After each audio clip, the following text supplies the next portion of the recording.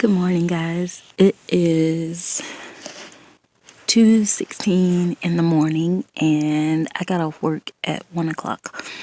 Well, a little after 1. But, yeah, it was my night where I worked from 7 to 1. But anyway, on my way home in the car, I was catching, I guess, the tail end of a message on the radio, and they were coming from the book of Jonah. And so I said to myself, it was seeming like it was pretty good. I hate that I couldn't have heard all of it. Basically, the title was called Man Overboard. But I just said to myself, when I get home, I'm going to read the book of Jonah. So that's basically what I'm doing. So I'm just going to have a little Bible study, and I just wanted to have you all join with me. And yeah, so that's what I'm going to do. And I'm just going to read and just kind of, give my thoughts on anything that I'm reading that, I feel like I want to share. So I am coming from the ERV version, which is the easy to read version, and beginning at verse 1. The title for these first 3 verses is called God Calls and Jonah Runs. The Lord spoke to Jonah, son of Amittai. I don't know if that's how that is pronounced, but anyway, Nineveh is a big city. I have heard about the many evil things the people are doing there. So go there and tell them to stop doing such evil things. But Jonah tried to run away from the Lord. He went to Joppa and found a boat that was going to the faraway city of Tarshish. First of all, I want to stop right there and just say, but Jonah tried to run away from the Lord. It's like God is everywhere. So where is it that we think we are hiding when we think we're running away from God? So I really like, let me see here if that's what it says across the other translations, that he tried. But Jonah rose up to flee unto Tarshish. But Jonah ran away from the Lord. But Jonah ran away to Tarshish. But Jonah got up and went in the opposite direction. Okay, so some of the other versions that I read aren't saying tried. But I do like that it does say in the ERV that he tried, because basically he didn't succeed. All right, so continuing at verse 3, but Jonah tried to run away from the Lord. He went to Joppa and found a boat that was going to the faraway city of Tarshish. Jonah paid money for the trip and went on the boat. He wanted to travel with the people on this boat to Tarshish and run away from the Lord. The great storm. Verse 4. But the Lord brought a great storm on the sea. The wind made the sea very rough. The storm was very strong, and the boat was ready to break apart. The men wanted to make the boat lighter to stop it from sinking, so they began throwing the cargo into the sea. The sailors were very afraid. Each man began praying to his God. So that's interesting. So we already know that when we say God, that God can mean, or necessarily does not just mean your God. So when you hear people say, oh yeah, I believe in God, well, we as Christians know the only one true God, but there are so many gods out there. Just be aware in knowing that just because you're hearing someone say they believe in God, and I know a lot of celebrities will say that, does not necessarily mean the God of the Bible. So yeah. So, and they pray to their God as well. So yeah, each man began praying to his God. Jonah had gone down into the boat to lie down, and he went to sleep. The captain of the boat saw Jonah and said, "Wake up. Why are you sleeping? Pray to your God. Maybe your God will hear your prayer and save us." So obviously, the other ones had began praying to his God, to their God, but their God wasn't making this stop. So I guess they felt like, well, if Jonah's asleep, then he's not praying to his God. So maybe if he prays to his God, then this will stop. Because obviously them praying to their God wasn't doing nothing. So what caused this storm? Then the men said to each other, "We should throw lots to find out why this is happening to us." So I'm going to pause right there. I kind of know what that means, throw lots. But, I mean, it's like, to me, or what I think it means, like throwing. I'm thinking like, well, let's just look it up. Let's see. The Hebrew Bible contains several examples of the casting of lots as a means of determining God's will. Casting lots was a method used by the Jews of the Old Testament and by the Christian disciples prior to Pentecost to determine the will of God. Lots could be sticks with markings, stones with symbols, etc., which were thrown into a small area, and then the result was interpreted. The lot is cast into the lap, but every decision is from the Lord. And that's Proverbs 16:33. What? The lot is cast into the lap, but its every decision is from the Lord. Okay. So in Proverbs 6:33, it reads, "The lot is cast into the lap, but its every decision is from the Lord." So basically, they began throwing lots to find out why it was happening to them. So the men threw the lots. The lots showed that the troubles came to them because of Jonah. So it's interesting that it says its every decision is from the Lord, because God wanted it to land on Jonah, because Jonah was the one that was being disobedient, and thus why the storm had come, because he was trying to run away from God, and God was trying to, still use Jonah, get Jonah's attention, and let these people know that, hey, it's Jonah. So he allowed them to see, and he made it so that the lots would be going towards Jonah. Then the man said to Jonah, "It is your fault that this terrible thing is happening to us. Tell us, what have you done? What is your job? Where do you come from? What is your country? Who are your people?" So now they like, because they realize that he's the problem, they want to know all about him now. What's up with you? Who are you? Jonah said to them, "I am a Hebrew. I worship the Lord, the God of heaven, who made the land and the sea." Jonah told the men he was running away from the Lord. The men became very afraid when they learned this. So, I like that.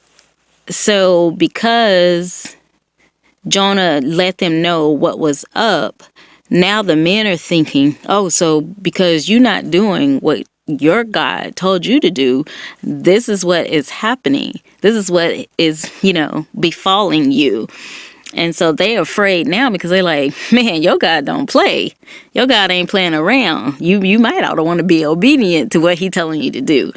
And so now they're afraid. And so they asked Jonah, what terrible thing did you do against your God? The wind and the waves of the sea were becoming stronger and stronger. So the men said to Jonah, "What should we do to save ourselves? What should we do to you to make the sea calm?" Jonah said to the men, "I know I did wrong. That is why the storm came on the sea. So throw me into the sea, and the sea will become calm." Instead, so I guess the men let me just read it. Instead, the men tried to row the ship back to the shore, but they couldn't do it. The wind and the waves of the sea were too strong, and they were becoming stronger and stronger.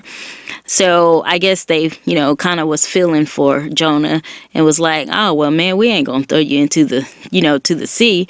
We'll just try to, row against the storm.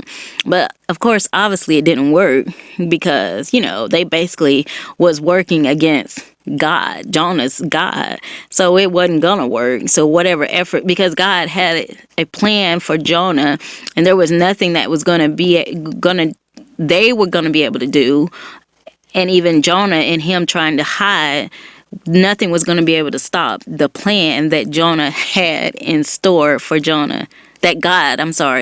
Nothing was going to stop the plan that God had in store for Jonah to do. So even though these guys were trying to row back to the shore, it still wasn't working. They couldn't do anything.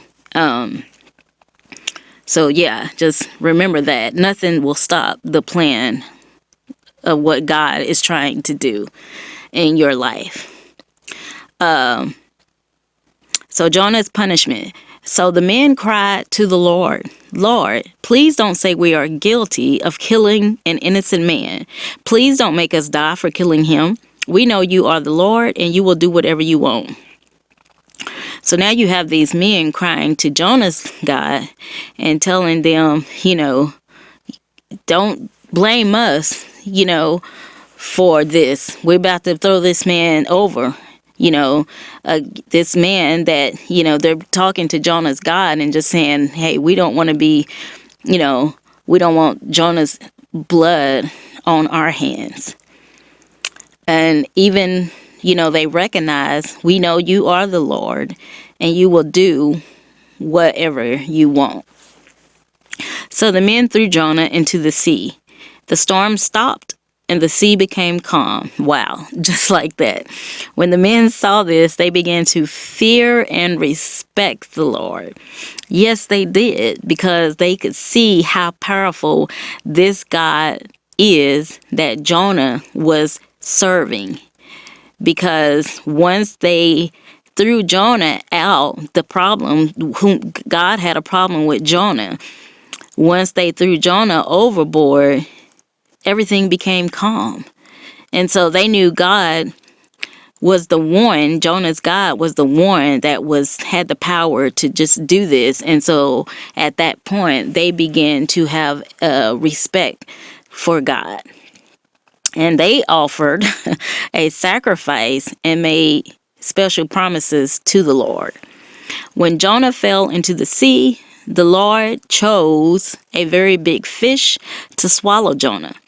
He was in the stomach of the fish for 3 days and 3 nights. I like that wording. The Lord chose a very big fish.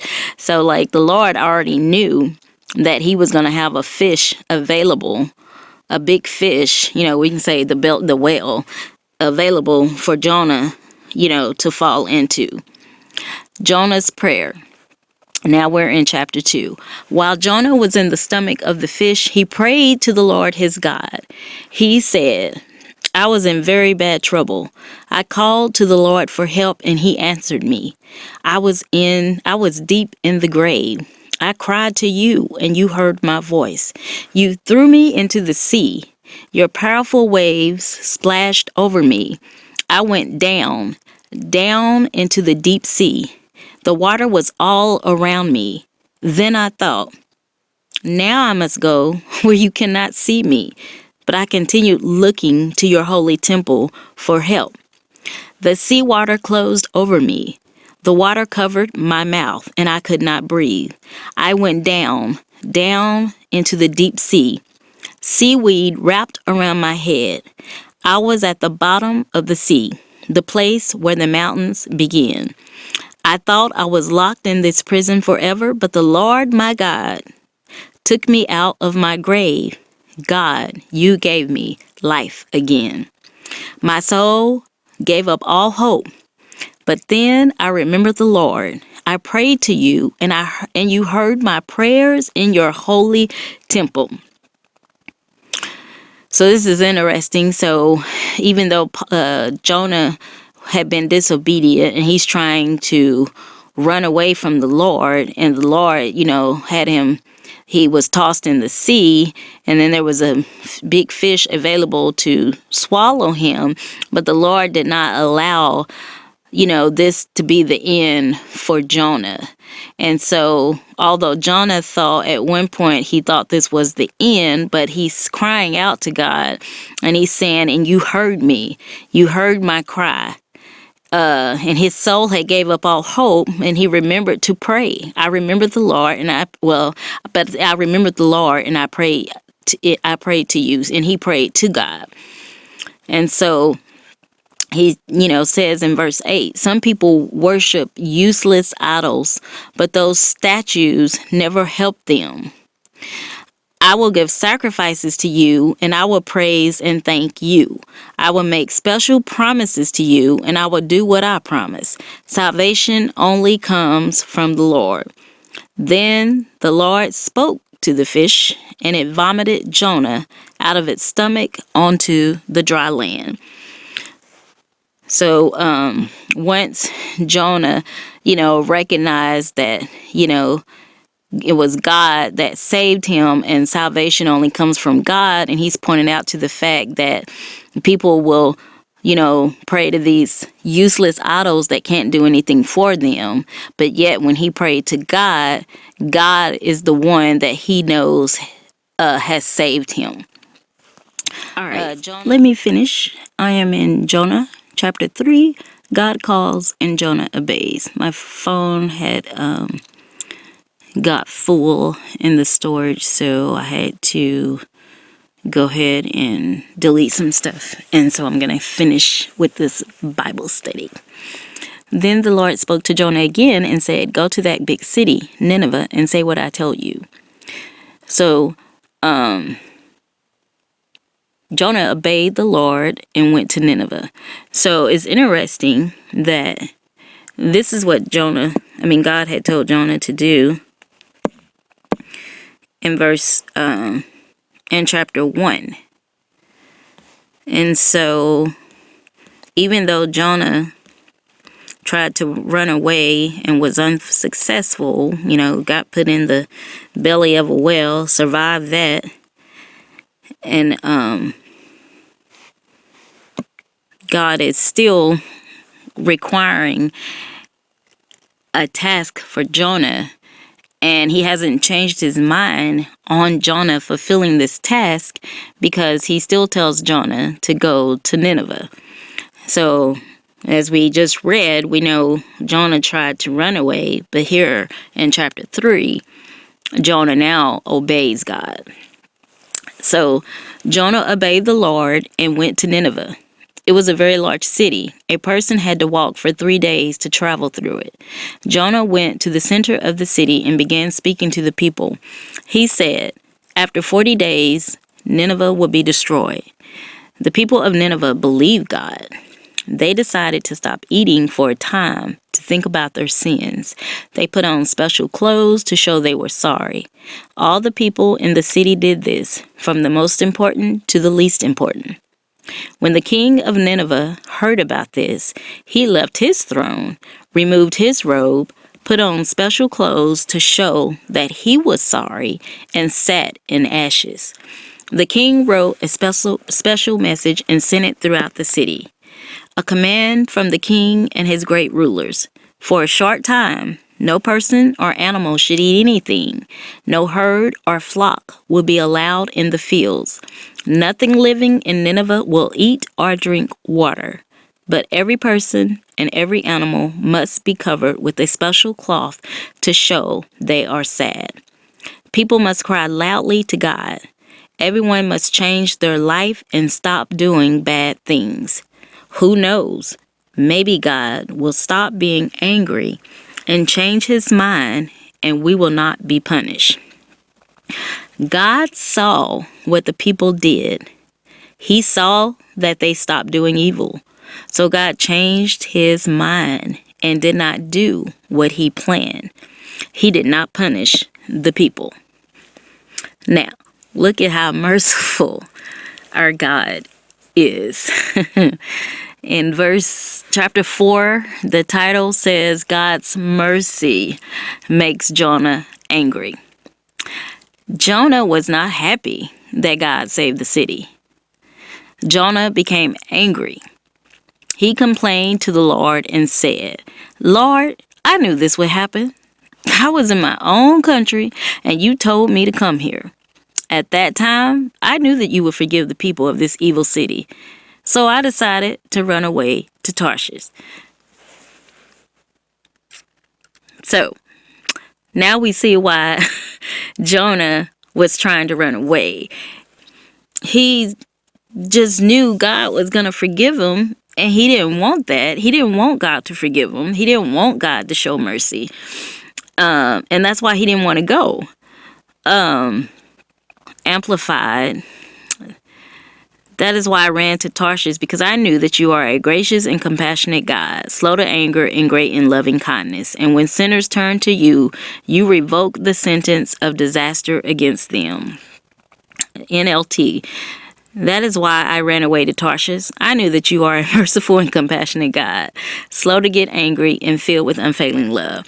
So, man, that's interesting that, I guess Jonah was just fed up with the people there and their evil. And he was just like, forget them, God. Just do what you're going to do. Destroy them.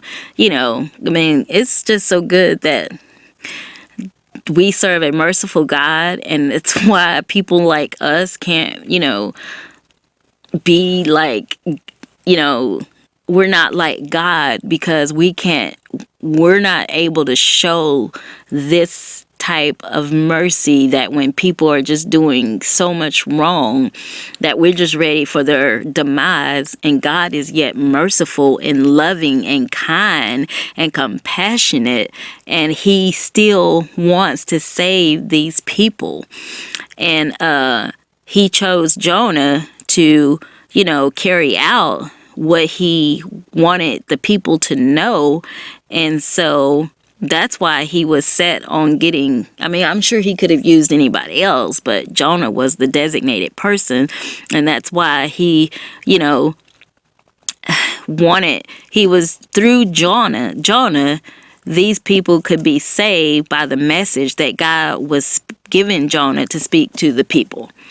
So it's interesting that when God has something for us to do, how it's good for us to be obedient, because in the obedience, other people can be brought to Christ and be made aware of their wrongdoings and, turn away from a life of doing evil things. So, yeah, but it's interesting that Jonah was just like, that's why I didn't want to come. I didn't want to go to Tarshish, because I knew you was going to forgive them. But just like God, was going to forgive them, he forgave Jonah for being disobedient. Jonah, could have got ate up in the belly of the whale, but God spared his life. So, Jonah is just like, yeah, he not too happy, because he just didn't want that. He didn't want that. So much so that when you get down to verse 3, he's saying, so now, Lord, just kill me. Yeah, so I finished with verse 2, where he was saying, I knew that you was going to, forgive them, show mercy. I knew that you are kind, and if these people stop sinning, you would change your plans to destroy them. So now, Lord, just kill me. So Jonah is that upset to the point that he just like, well, shoot, then if you ain't going to kill them, kill me. Wow. It is better for me to die than to live. Then the Lord said, do you think it is right for you to be angry? Jonah went out of the city to a place near the city on the east side. He made a shelter for himself and sat there in the shade, waiting to see what would happen to the city.